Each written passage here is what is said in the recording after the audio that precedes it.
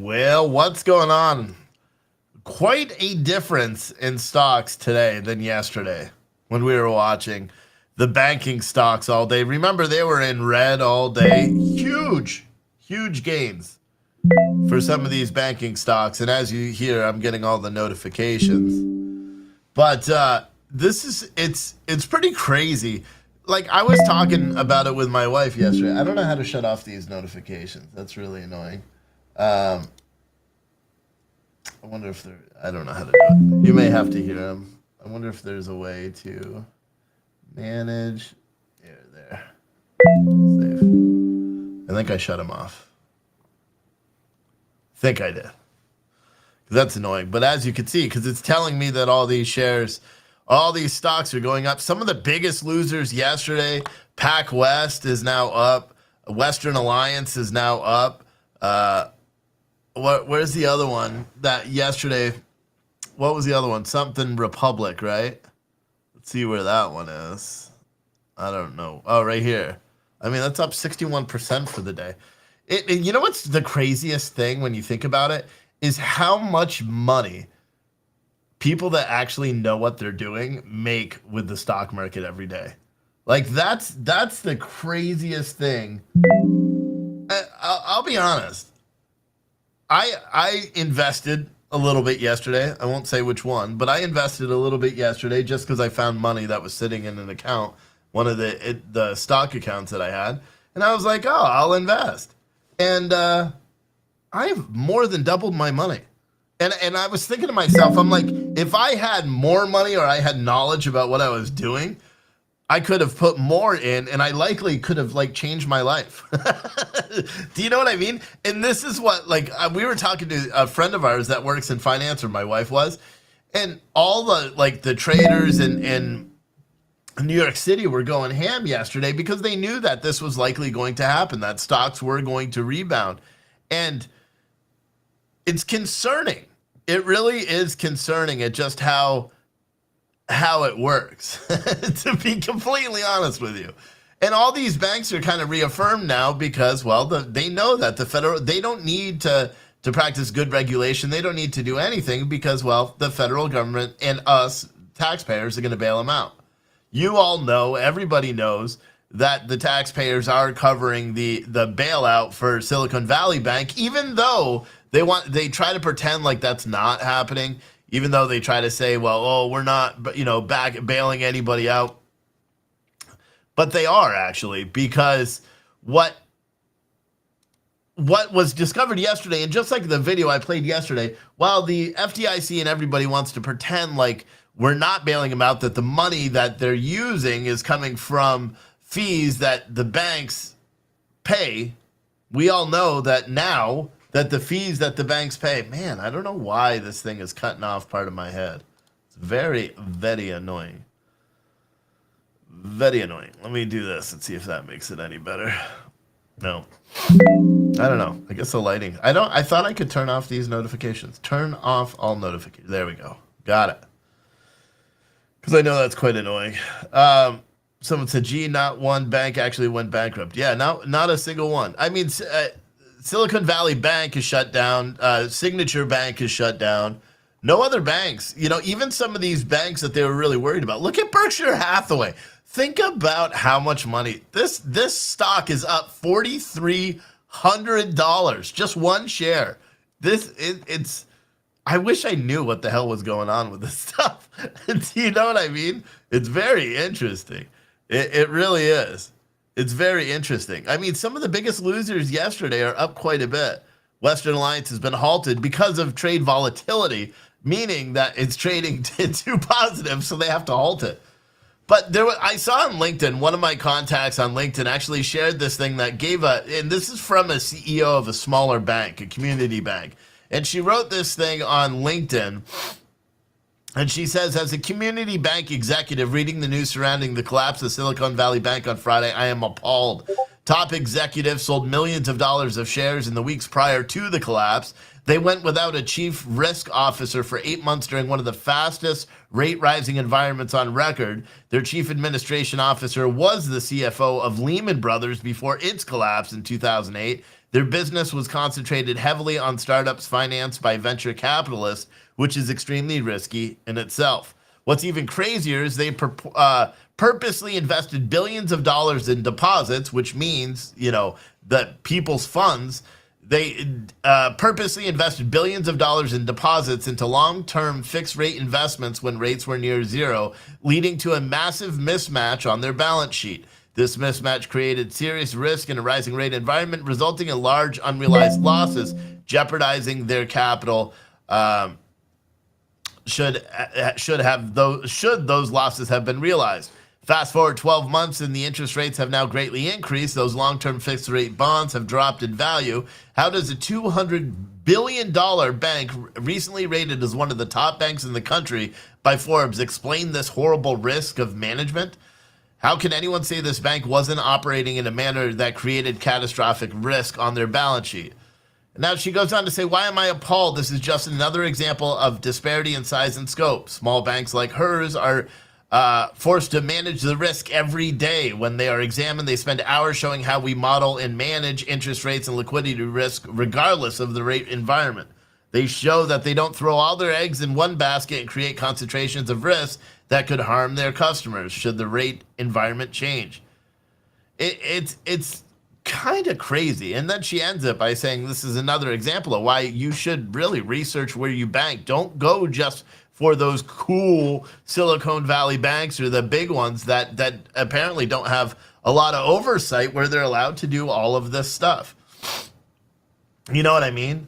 Someone said you're seeing ads. Good. So apparently YouTube is monetizing my videos again, so we're going to keep it going. If you see the ads, just let it be. But yeah, it's very weird. And then you see this and you see the market rising, and it's very perplexing to me how this all works and how so many people can make money. You know what I mean? But at the same time, then you have to look at it from a perspective of what if you take away the risk? Like, for example, this is what happened. They took away the risk of the investments. Well, not really. The federal government is guaranteed, they bailed out all of the depositors. Who are the innocent ones here? The people that are responsible for this, craziness, that, the CFO and all these people, are they going to have to answer for this? Like, is anything criminal? A lot of people are harping on Trump for rolling back regulation with the Dodd-Frank and all that stuff. And hey, listen, it does appear that this bank would have been subject to increased regulation if Dodd-Frank wasn't rolled back and Donald Trump didn't sign that bill in 2018. However, when Dodd-Frank was first introduced in 2010, from 2011 on, just in the Obama years, 198 banks closed down. You know what I mean? And that was when Dodd-Frank was in when it was being used. A lot of people, here's the thing that's funny about politics, especially when it comes to anything really, is everyone wants to blame the prior administration for everything. And I wonder if they'll continue doing it. Say Donald Trump isn't elected president in 2024 and we have a new president that's not Joe Biden, a new Republican president. Are they still going to blame the failures of certain things? Like you saw it with the train derailment in East Palestine, Ohio. Everyone wants to believe that it's Donald Trump's fault. He pushed back regulations in 2017 that would have in 2019 that would have required enhanced braking systems on trains. Except nobody wants to pay attention to the facts that the braking requirements that were supposed to take effect would not even affect the train that derailed in East Palestine, because it wasn't carrying enough hazmat to be qualified as a high hazard, train. Essentially, it wouldn't have met the guidelines for that regulation in place. So that's the first thing they forget and they ignore. And then you have to look beyond and say, okay, why did the Federal Railway Administration, why did they kick out those regulations? Because of another law that was passed and signed into law by Obama, the FAST Act, which required them to weigh the cost over the cost of implementing these changes versus the risks associated with them. And that's under Obama. And the Department of Transportation, the Federal Railway, or whatever the heck that organization is, deemed that it wasn't cost effective to require those braking systems on these high hazardous trains, which is crazy. Because here's the thing that's really perplexing about everything, right? So we know that banks are shady as crap anyway, right? For the most part. I think we could all agree banks are a little weird, you know? Oh, they halted the bank. I was wondering why it wasn't going up anymore. But the thing about the regulation is a lot of people champion not a lot of regulation. Not a lot of people want a lot of regulation, blah, blah, blah, blah, blah, blah, blah, blah, blah. But what's interesting is, like, for me, I'm not increased regulation on virtually anything. Look at what happened to the trucking industry. They over-regulated that industry. People don't want to go into the industry. The costs to transport goods are continuously going up. They're going up now. You know, the cost to operate is going up for all these trucking companies as well. And the regulations that they have to follow are very strict. And still, they want to do more. They want undercarriage guards. They want this. They want that. Then they're trying to put the autonomous trucks out on the road, which are there's going to be a regulation disaster with those because they're not going to know how to regulate an AI-driven technology. When do you stop? And when all the regulations are in place, for example, the trucking industry, when you have all of those regulations in place and then you waive them all when there's a national emergency, what is the purpose of having the regulations in place in the first time? In the first place. Like, there are banking regulations that Silicon Valley Bank was subject to. They just didn't have any oversight. They didn't have any internal regulations as well. They didn't have a chief risk officer for 9 months. They didn't have people that were sitting there looking at what they were doing. And the federal government wasn't doing it as well, apparently. I don't know. Someone made a good point. I was listening on a different podcast yesterday, and someone said, how did the California banking not do this or not check this? And the same with the New York City one with Signature Bank, although there's a lot of speculation that Signature Bank was shut down, not because there was a lot of risk or not that they were in danger of failing. In fact, a lot of people believe that the reason why Silicon Valley Bank not Silicon Valley Bank, Signature Bank was shut down was because of their heavy investments in crypto. And so they thought, from what I see online is a lot of people are speculating that because they were so heavily invested in crypto, this could have been an attack on crypto by shutting down that bank. But the Silicon Valley Bank, I personally, I don't know enough about banking in order to understand the regulations that a bank has to go through. I find it hard to believe that any business owner would operate at losses. Like that would be like me taking all the money from the sales of coffee, and rather than buying coffee, say, well, I have a couple of weeks to, before I have to resupply coffee, so I'm going to buy t-shirts instead. You know what I mean? And hope that I sell the t-shirts in order to be able to buy the coffee. It's stupid. And I don't know anybody. Well, I guess banks do it, but I've never really heard of people that run businesses that way. You know what I mean? Like there's different things where you buy too much of a certain product. You know what I mean? And then you're sitting on a surplus. But I don't understand the banking system enough to understand how anybody thought they'd get away with it. It's, I guess, what I'm trying to say. Someone said you need lawyers just to understand the regs. That's why you don't understand it. Yeah. Well, that could be true as well. That could be true as well. And that maybe that's why I don't understand it. How come this isn't changing? Oh, this percentage is going down. Oh no. I'm not selling because just like I told my wife, it's not going to go lower than what it is, what it was when I bought it. So someone said it's called a Ponzi scheme. I don't think what happened to Silicon Valley can be construed as a Ponzi scheme. I think what it is a bunch of people that were trying. I don't know, man. I really don't know. I mean, how do you not pay attention to what's happening in the country, especially when everyone is screaming it? Everyone is screaming interest rates are high. Everyone is screaming that, and they've been doing it for months. Wasn't there a fallback they could have done in the beginning? Where they could have, taken some losses but not had this big. And what is the total that they're down? That's another thing that I haven't been able to, easily access. What is the total they were down? Like, what was the total of deposits versus the assets that they had? That's another thing. And maybe I just was looking in the wrong place, and that's why I can't find it. But I'm kind of curious about that as well, because I'm not seeing a lot as it relates to that as well. With any bank, and a lot of I don't know. It's really weird. And the market and how the market reacts to everything is crazy. Like if I sold this stock 10 minutes ago, I'd be $100 richer. But I'm not going to sell it. But it's just weird. Someone said the real question is who is shorting these banks? Everyone that held these stocks yesterday. Everyone. Did you go to the bank and pull out more money than you typically do?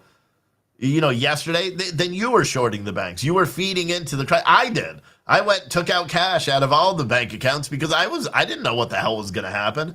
I don't have enough of this knowledge, and everybody on social media was screaming that there was going to be a run on banks and banking system is going to crash and everything else, and everyone is expecting the inflation numbers to increase this morning.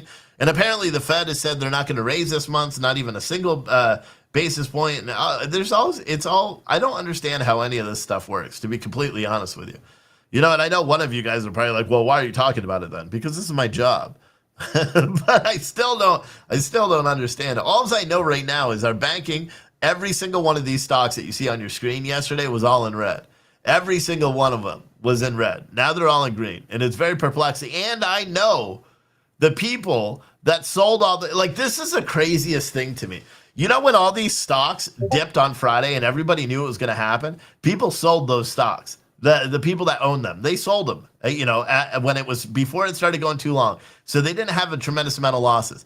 And then what they did probably yesterday morning is they bought them all back. As soon as they got to that point where they're like, holy shit, like even I was watching one stock and I'm like, there is no way it's going to go lower than this unless it just completely folds. So I bought, I bought shares in one of these companies. And as I was explaining to my wife, and even she agreed, it's either one, the bank is shut down, or it's going to increase, even if it increases just, anything, $100, whatever. And I think about it on a much larger scale, imagine instead of dealing with a couple $100, you're dealing with a couple of $1,000 or a couple, $100,000, and just how much money is made all the time. And it's absolutely insane. It really is. It really is. But it's crazy. Someone said, "Don't sell your stocks." No, I mean, I've long sold all my other stocks except the one I bought yesterday. That's it. Because I don't believe in the stock market, and frankly, yeah, I don't invest in things that I don't understand. This is one of the things I don't understand. I invest in coffee. You know why? Because I understand it. It tastes amazing. But it's crazy. Someone said artificially inflated overnight. What? These aren't what happened was everybody came to their senses and realized there's not going to be a run on the bank because the federal government is bankrolling the banks. As wrong as it is, we are backing the banks. Just like we send all the money to other countries and all that stuff, we are backing the banks. There's no ifs, ands, or buts about it. That is just the truth. Someone said panic selling floods the market and then things rebound. I know. I heard all these people on Wall Street, they all keep these World War II helmets under their desk. They all pulled them out yesterday because they were going to war. And I mean, and it's crazy. It reminds me of like Boiler Room or something. Maybe I should watch that. I haven't watched that movie in a long time. Boiler Room. That used to be a good one. Someone said, I like Steve's new stock trading bro background. I don't know anything about stocks. And that's why I keep saying, I don't even want to say what stock I purchased yesterday because I know nothing. Nobody should listen to me when it comes to stocks. I'll be honest, because right now I'm up, I've close to doubled my money from yesterday. However, I've lost thousands of dollars in the stock market. So don't listen to anything I say. But here's some good news, although it's still bad news, but good news. The CPI numbers, which are the Consumer Price Index, inflation numbers year over year have come out, and they landed where they were expected, 6%. So that's good in terms of, it's down from 6.6% where it was last month. So inflation is finally coming down. However, it's still very high. It's 6% from where it was last year. So it's still very high. Now, when you break that down, you look at the transportation costs. Over the past year, transportation is 14.6% higher than it was last year. Gas utilities, 14.3% higher than where they were that last year. Electricity, 12.9% higher than where they were. The food at home, so the food you buy at the grocery store and cook and prepare at home, 12.9% or I'm sorry, 10.2% higher. Food away from home, like if you go to McDonald's or Wendy's or out to eat, 8.4% higher from where it was last year. Shelter, which is like rent and homes and all that stuff, that's 8.1% over where it was last year. New cars, 5%, which is interesting. But there's also been a huge increase in used car values from last month to this month as well, which is interesting when you think about it like that. What else? Gasoline is actually down year over year because, again, remember last year around this time gas was higher, and we're still up maybe $1.50, something like that, from where we were in January 2021. And well, see, this is weird. Used car prices this are increasing this month. However, used car prices from last year are down 13.6%, which is interesting because then you look at companies like Carvana and all these other companies that are having all these issues, right? Carvana they bought a tremendous amount of cars, both of our cars. I think the car buying process on Carvana, top notch. I really, really, really appreciate the online platform. There should be one for motorcycles, just like Carvana. There isn't, from what I understand. I should create that and make a lot of money. But there should be one like Carvana for motorcycles, where they deliver like a vending machine, all that stuff. Anyway, but Carvana's losing a tremendous amount of money because they bought a huge amount of stock. They bought a huge amount of stock in cars, or not stock. They bought a huge stock of vehicles. So they purchased a crap ton of used cars at higher elevated prices. And now that the prices are coming down and the interest rates are going up that banks are offering, they're sitting on a tremendous stock of cars. They have too many cars. They're not selling a lot because not a lot of people are going out and getting all the loans for all the cars. And so there's a lot of talk about Carvana like straight up failing. And you see it all the time. It's weird because like once a month a news article comes out and says, "How is Carvana still alive?" or something like that. It's very odd. It's very odd. I don't understand that either. There's a lot of things I don't understand, especially when it comes to the financial market. I should probably stick to my wavelength and talk about freight, but I don't even really talk about freight anymore, so I'm kind of out of touch with all that. I should just talk about coffee, But then some of you guys get annoyed that I talk about coffee all the time too. So it's really weird. Someone said Steve gave disclaimer. Not financial advice. Nothing I give right now is financial advice. You should not listen to anything I say when it comes to financial advice. Look at this. First National Corp is the only bank down. I wonder why. First National Corp. So what is that? That's the only one that's down out of all these other ones. Interesting. And I'm sure there are other banks too. If you look at some of the big ones, what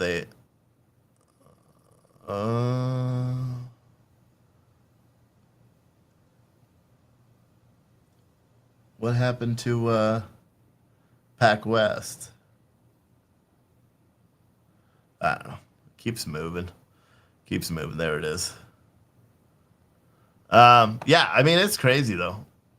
Just look in comparison to the close, where this closed yesterday was 31.21, and it opened this morning at 49.70. I just don't understand it. The market is hot right now for coffee. You should all go to puretruthcoffee.com and join our coffee club. Right there. Heavy discounts, free shipping. You can get monthly coffee delivered to your door. Yearly coffee delivered to your door every month. That's the best one. You get a 22% discount off the coffee price. So you should do that. The link is in the chat. Also, I was thinking about it yesterday. I got a couple of emails when I talked about not carrying the fiery but peaceful coffee anymore.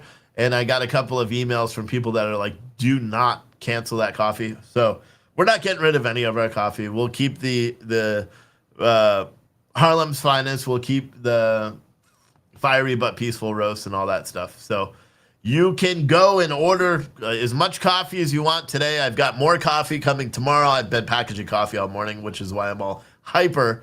But we have more coffee coming tomorrow. I just ordered more, so I'll have more on Thursday. And I'm likely going to order more tomorrow as well to have it on Friday. So I'll get coffee deliveries 4 out of 5 days this week. So order coffee. We'll have plenty of it. And you're just helping me, do everything that we got to do. So I appreciate everybody who has been buying coffee. But yeah, it's a crazy thing. There are no real committee meetings today. There is a border hearing tomorrow at 7:30 in the morning, 9:30 in the morning. But I did hear that Democrats are not showing up to that border hearing as well. I think that leftist media, so like CNN, MSNBC, and everything like that, they should call out Democrats that are not participating in what they're supposed to do. You know what I mean? And I know it sounds like we all believe that, right? Democrats should be called out. They are literally elected to office to represent their constituents, and several members of Congress make it a pattern to never show up for their jobs. And now it seems Democrats for the border hearing are just not showing up. And one of the reasons why I think Democrats and the Biden administration specifically don't want to address the issue at the border is because of trade with Mexico. Believe it or not, Mexico starts 2023 as a top U.S. trade partner, which is crazy. They're one of the top trading partners for the United States every single year. Top American imports from Mexico were commercial vehicles, $3 billion. Passenger vehicles, $2.9 billion. Motor vehicle parts, $2.7 billion. Computers, $2.3 billion. And oil, $1.6 billion. And in all reality, top exports to Mexico from the United States were gasoline and other fuels, $3 billion. Motor vehicle parts, $1.6 billion. Computer chips, $1.1 billion. Liquefied natural gas, $1 billion. And low value shipments, $788 million, according to census data by World City. That's a month. That's 1 month. Mexico's total trade with the U.S. increased 12% year over year to $64 billion compared to the same period in 2022. Mexico exported $27 billion of goods and services in January while recording $37 billion in imports. That's a huge business, which I think is one of the reasons why the Biden administration and Democrats specifically don't want to talk too much about it. Why Democrats don't want to focus too much on everything. It's really quite stunning. But then again, you have to think, okay, how much money is crossing illegally too? And I'm not just talking about human trafficking or fentanyl or anything like that. No, I'm talking about counterfeit goods. That's a huge, import into the United States from Mexico. It's a huge import into the United States from everywhere. Canada, I think that UPS, like major hub in Kentucky or wherever it is, the big airport they have, they find counterfeit goods. I think there's a customs office right in there because they find counterfeit goods all the time at that location as well. The whole thing it's really weird when you try to look at the country like a business. Do you know what I mean? And to think about it that way, I don't know. It's just really weird. So it said now today Biden's focused on executive order on gun control besides the bank collapse. Yeah, I mean, I don't know what executive order he's gonna sign that's gonna have any impact. Where do you see that? I didn't see anything about I didn't see anything today about an executive order. But I wouldn't doubt it. I mean, there is quite a disconnect between the Biden administration and common sense. Which is very true. Very true. Looks like they sacrificed a bank to keep the stock market up. No, I mean, in all reality, if there's no news about Silicon Valley Bank shutting down, none of these bank stocks would have took the dive they did. The only reason the dive they did is because Silicon Valley Bank, a huge bank, shut down. Yesterday, a lot of people were talking about, again, how big the bank was. Or not, they were ignoring the fact that the bank was shut down and using it as an example of, say, look, under the Biden administration, only 2 banks shut down, but under Trump, 16 banks shut down. Again, if you combine all the banks that shut down during the Trump administration, and then you combine all the banks that shut down during the Biden administration, and you compare those two, guess what? The Biden administration bank shutdowns completely and utterly dwarf. They account for it's nearly 90% more. Actually, no, I'm sorry. It's like it's a lot. For the Trump administration, I think it was $7.9 billion in total bank losses and bank failures and assets that failed in the Biden administration so far. With just the 2 banks, Signature and Silicon Valley, you're over $311 billion. So there's a huge difference. It's a huge difference. Someone said it's to expand background checks. So I guess the law or whatever executive order he's going to do is to expand background checks to include health or accessing mental health something. Someone said it'll be contested. It's weird because I have such weird positions. I believe everybody should, because here's the thing, regulations are abused. So if you increase regulations on guns, people abuse them. It's like red flag laws as an idea are not a bad thing. But the problem is they're abused. With red flag laws in some states, as they're put into place now, for one, they don't work. Red flag laws in Baltimore, if they actually work, or in Buffalo, if they actually worked, would have stopped that shopping shooter, the grocery store shooter, the racist scumbag, because he was a candidate for to be barred from owning a gun because of his prior, saying that he was going to shoot up his high school less than a year before. He would have never, if red flag laws were actually enforced in New York, he would have never had access to the guns. But New York dropped the ball. He was able to buy guns, and he did what he did. And of course, everyone wants to blame everybody else for all these issues. They don't actually blame themselves, which is, I don't know when anyone's going to actually start blaming themselves. But red flag laws as an idea are not bad things, as from what I believe. You know what I mean? But how do you do it? And that's why I think most people agree with red flag laws. They disagree with the premise that they could be abused. Because in truly, that's what it is. Someone can call a state that has red flag laws in place. They can file a complaint against someone with no factual background, and the guns are removed. And the person that lost their privilege under the red flag laws from owning said guns, even though the reason why they lost their guns may have been disputed, they have to then spend tremendous amounts of money in order to get their gun rights back. That's exactly why so many people are against red flag laws. I don't believe people fundamentally believe that someone that is mentally challenged, or someone that is suicidal, or someone that makes physical threats or threats to shoot someone or stuff like that should be able to own a gun. I don't believe that there's people that think that premise. I don't think people believe that, okay, if you're suicidal or if you're homicidal and you want to go and harm other people, that you should be able to own a gun. I don't think people believe that. And I don't know if, and maybe I'm wrong in that, but I don't know. It's really perplexing. But for me, I don't think someone that has mental, I don't think people that have been charged with domestic abuse should ever own guns. Simple things like that. If you ever raise your hand to a woman, you should never own a gun. Or if you're a woman and you raise your hand to a man, and you abuse men. See how I did that to be inclusive of women, to say that they can also beat their husbands or their spouses? If you're charged with domestic abuse and you're found guilty of domestic abuse, you shouldn't own weapons again. That's my belief. I think a lot of people they're purely against red flag laws simply because they know they will be abused. That's why I'm against red flag laws, because I know that they will be abused.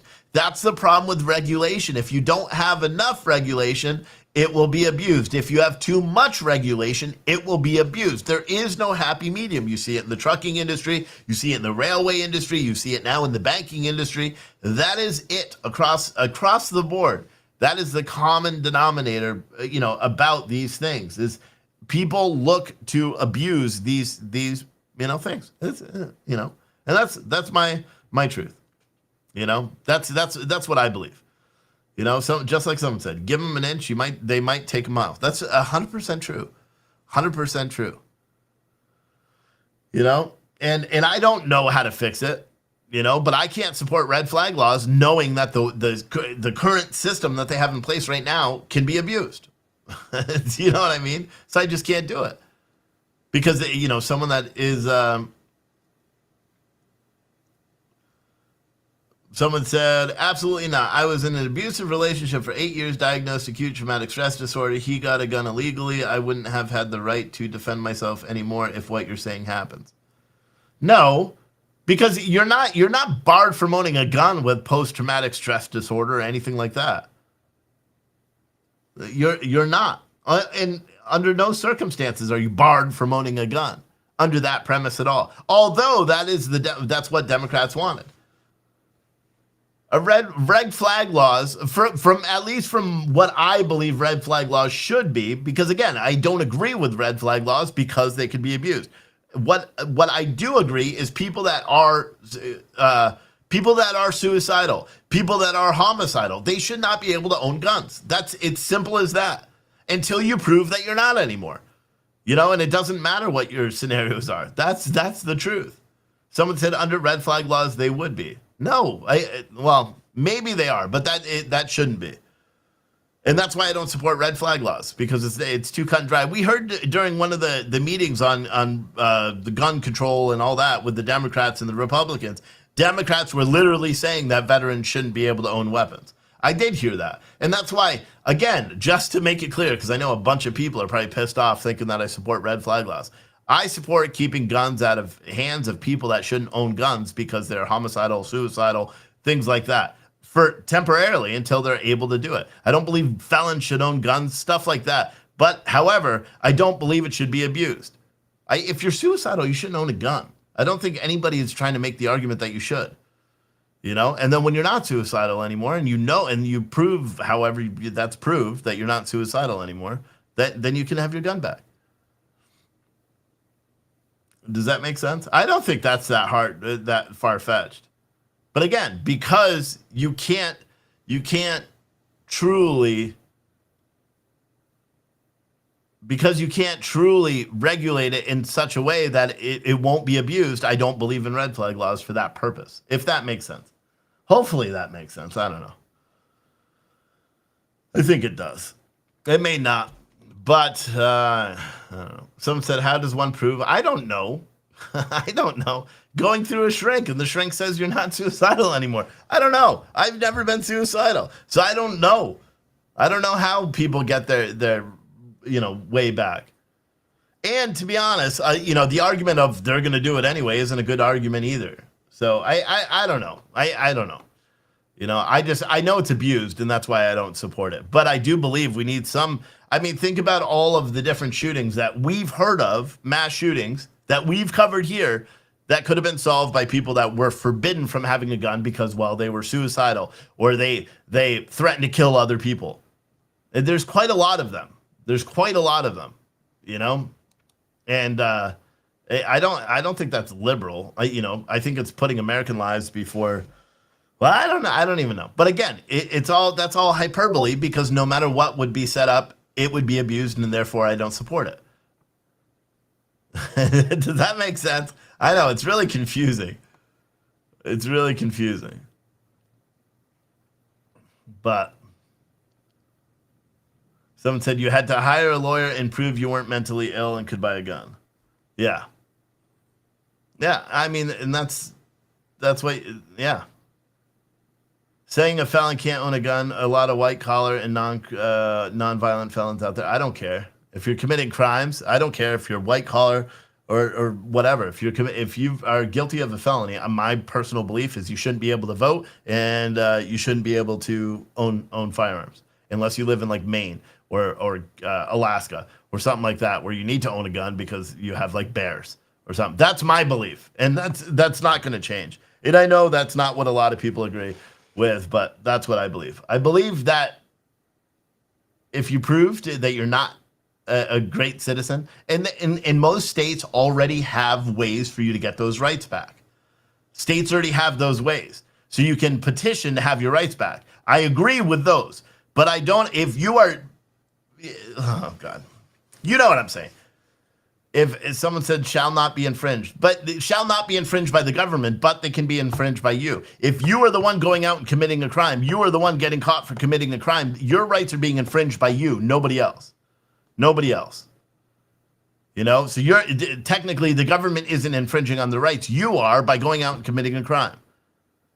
And my belief is that if you don't go out and get your rights restored, you don't do what is it called? It's like a civil rights restored or something like that. You don't get your rights to own a gun back. You don't get your right to vote. Some states you don't even lose your right to vote. But that's my belief. I've always had that belief across the board, and I know a lot of people disagree with that. Just on the premise. Surprisingly, a lot of Democrats do. I'm surprised you guys are, just because I said the gun part. But I'm surprised a lot of people on the right that believe that were surprised and went, wow, when I said that, because it's a Democrat talking point that convicted felons should be able to vote.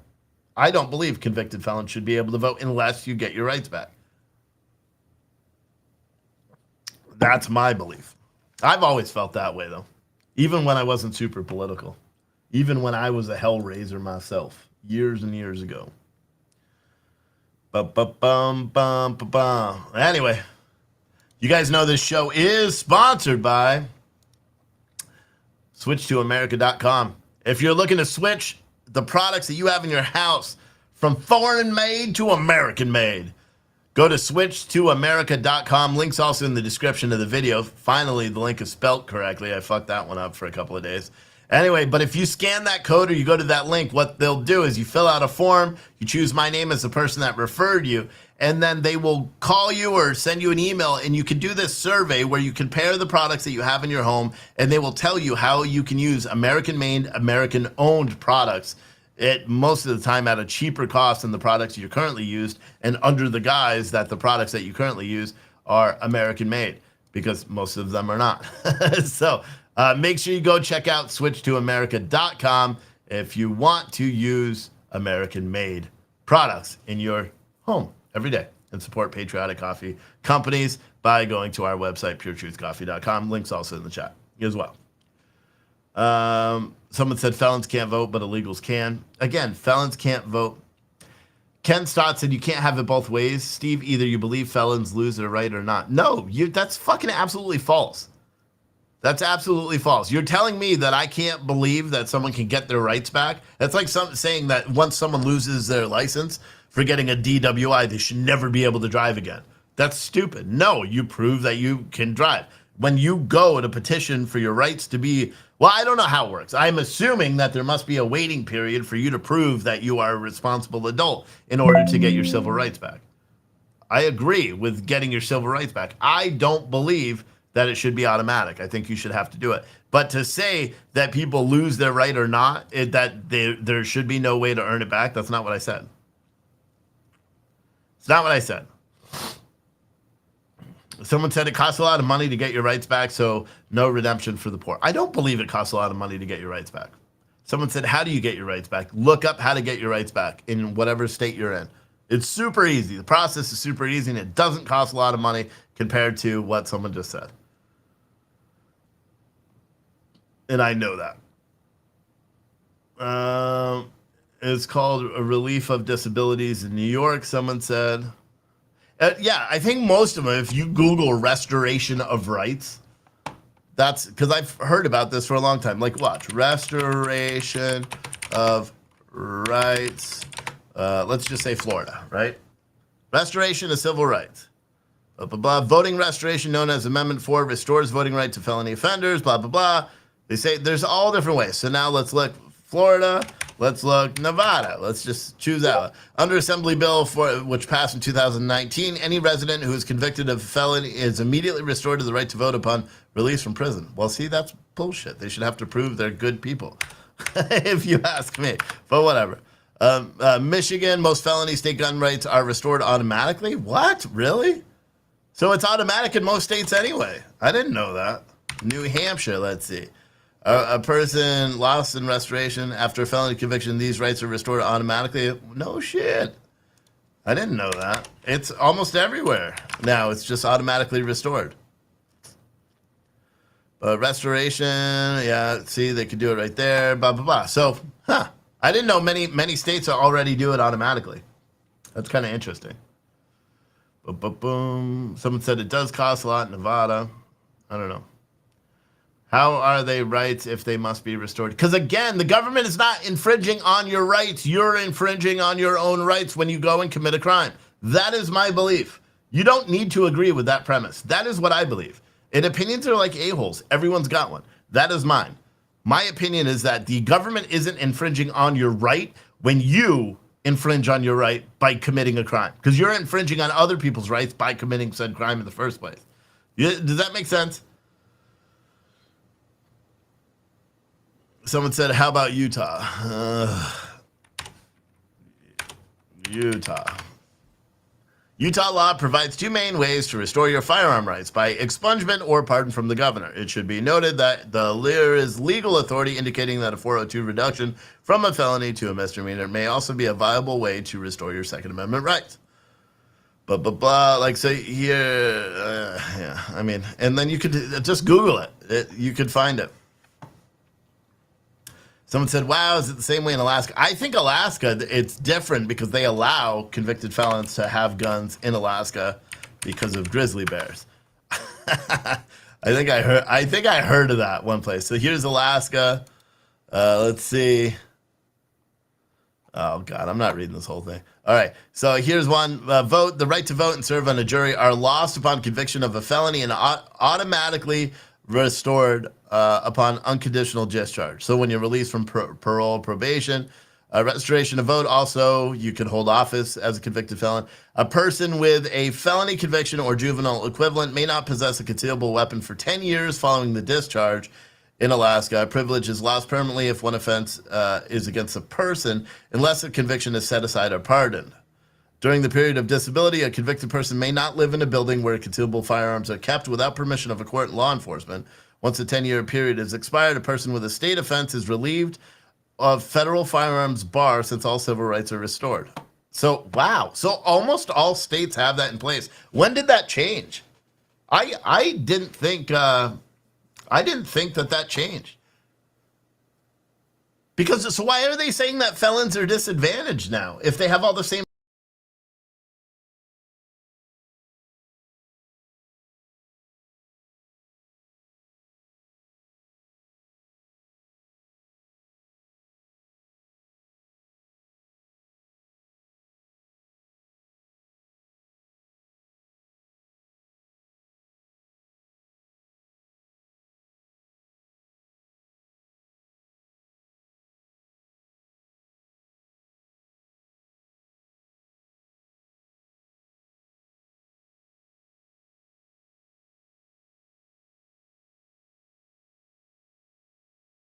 For it, we're back.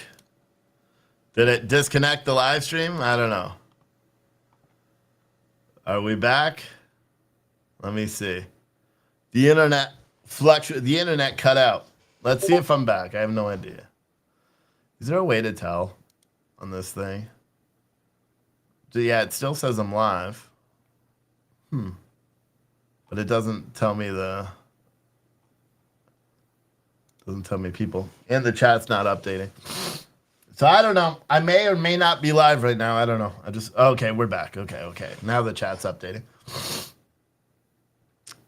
But yeah, someone said committing a crime is forfeiting your right. Don't commit crimes. Yes. I mean, that's what I believe.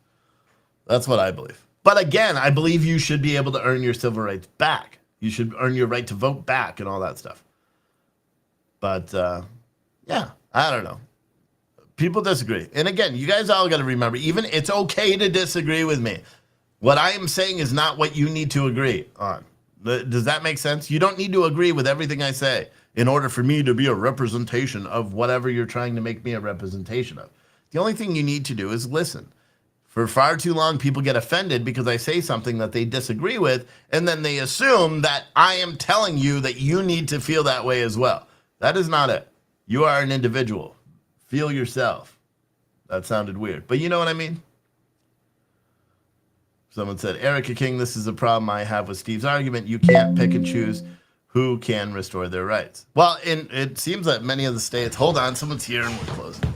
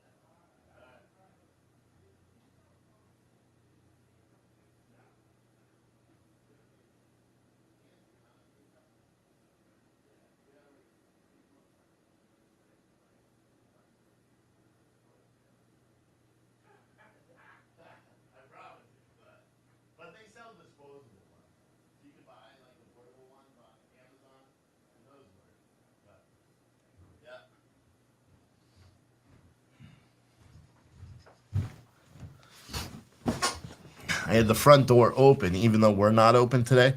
The front door was open because, I don't know, because I'm stupid. But, yeah, and someone just came in. I was like, yeah, get out. He was getting ready to pour himself some of the free coffee. And I'm like, that's old coffee. You don't want that. But, sorry about that, guys. But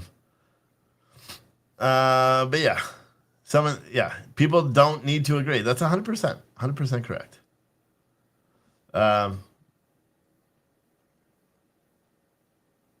What, is Ken mad? Did I make him mad? You can't pick and choose who can restore their rights. Right, but you can pick and choose who can lose those rights by the people that are losing those rights. Does that make sense? The people that are committing the crimes, the people that are doing that are the ones who are losing those rights themselves. It's not the government for infringing on those rights because you lose it. Like if you speed too much, you lose your right to drive. It's the same thing. It's because of your actions. It's not because of anybody else.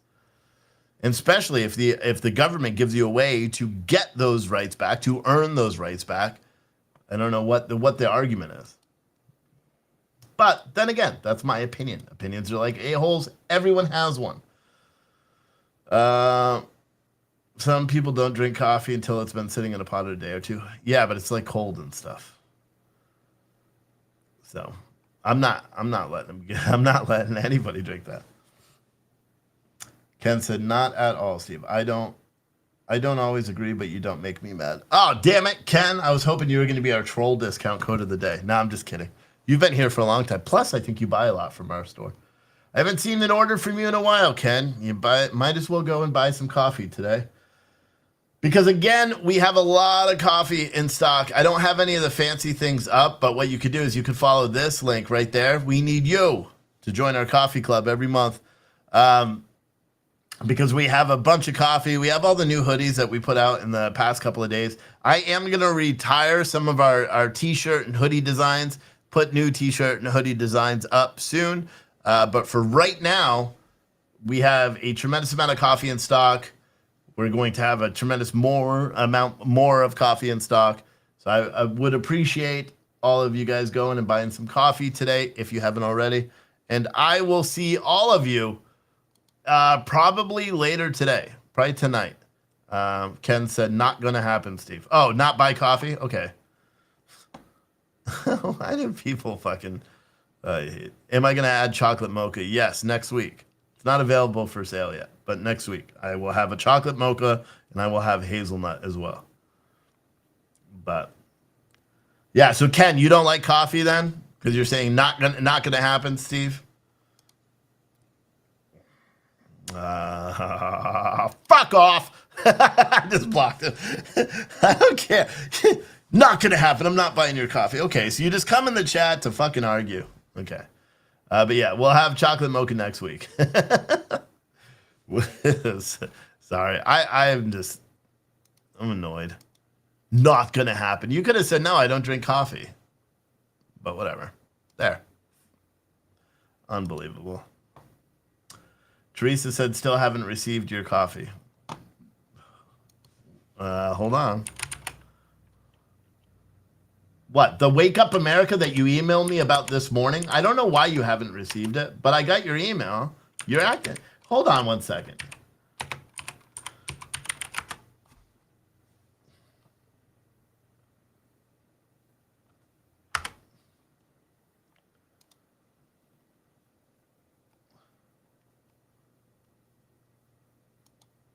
When anybody emails me, you have to email me an order number because I'm not very good at reading minds. So if you don't send an order number, I have no way of actually looking up your order. If that makes sense, especially when you order a lot. But seeing how you just commented, let me try to find your, which I'm not seeing. But I know what you've ordered, but I'm not seeing your. How come it's not showing me? I keep hearing shit. All right, so here. You have coffee bag, or the coffee bug out bag, which we have not sent yet. You have more bug out bags, which we have not sent yet. You have more bug out bags, which we have not sent yet. And you have, what is this one? This is the Patriotic Bundle yearly plan, which we've already sent you your first one. So you're talking about the coffee that comes in the bag that doesn't get shipped out till April 1st. What I really ask you guys to do is when you read the chat, please read the descriptions before you make a purchase. This is why I hate doing pre-sales, because some people don't read it. With our coffee bug out bag, it's a whole bundle that comes together. So you're not getting just a coffee or just a t-shirt. You're getting everything all at once, and it comes in a giant box, and we're sending them out on April 1st. So the Wake Up America coffee that you get with the bug out bag comes with the bug out bag. I don't send it all separately because it would cost me $5 million in shipping. Does that make sense? So hopefully, Teresa, that explains it.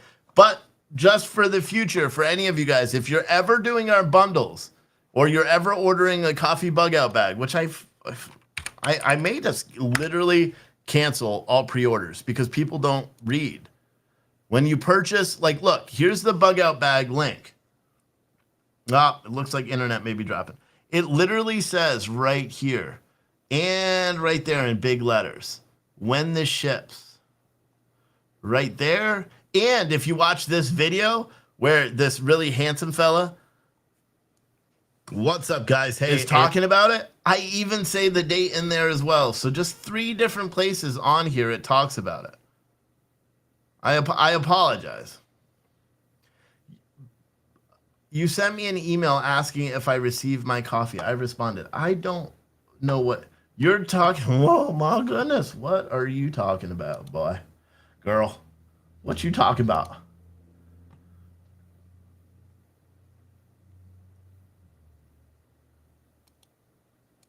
You're going to make me go through every single one of your orders right now. Bum, bum, bum, bum, bum. We go through Tyranny. You got that. You've got T-shirts. You've got this one, which is the bug out bags. You've got this one, which was all the 4 bags of coffee, Victory or Death, French Vanilla, Flying High, and Wake Up America, which I sent out to you already. That was shipped out. Let's see when this one was shipped out.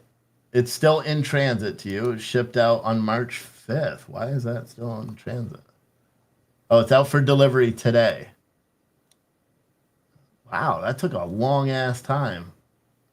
That's out for delivery today. And here's a good thing. When you go into your account and you click on that particular order for your coffee, when you go on that, all you have to do is click on the shipment tracking.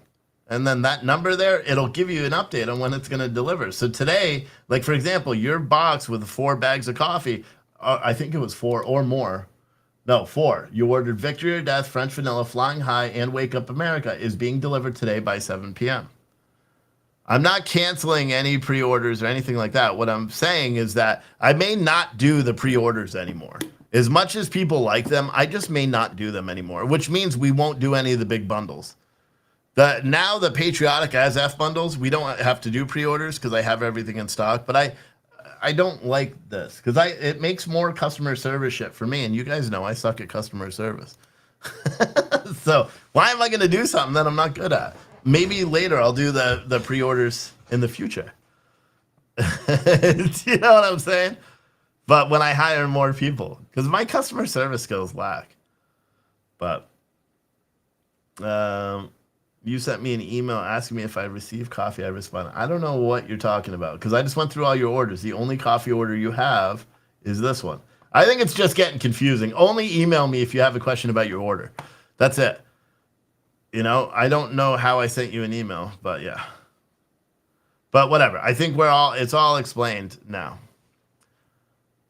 But yeah, it's all explained. Call it a pre-sale bag, put it in the title, or no one will read it. It literally says it all over the post. Look at it. It says it on the picture right here. It says it in this big description right there, or right here. And it says it in the video as well, but whatever. Whatever. That's that. I'll probably do another video later on today, but for right now, I'm going to end this and finish doing all the coffee and stuff like that. But anyway, nobody reads past the main title. I don't know. It's literally in the picture. You don't even know what you're getting unless you read it. So how can you not get it? Matt said, "How are the coffee cans coming?" They're going to be better than that. And you're not getting 12 ounces of Wake Up America. You're going to get 16 ounces of Wake Up America. So doing bigger things. But anyway, someone said they do it to get me mad. And that could be it too. I don't know. Some of the questions sometimes I wouldn't debate that sometimes people ask me questions just to make me mad, just to see me get flustered. I wouldn't put it past. I don't think Teresa's doing that. I think she's generally just confused, and I probably am guilty of confusing her. I just don't know. But yeah, if I do pre-orders, I don't think after the bug out bag, I think this is it. Because it happened with the bug out bag, it's happened with the bundles. Pretty much every bundle every pre-order I've ever done, except for the blueberry cobbler. Because I did a pre-order for the blueberry cobbler, and everybody knew it was a pre-order. So it worked. But I will see all of you guys later on today. I'm not sure what time, either tonight or this afternoon. Not quite sure what time. But I appreciate all of you for hanging out, and I appreciate all the support for the purchases and the coffee and all that. And I will see all of you guys later.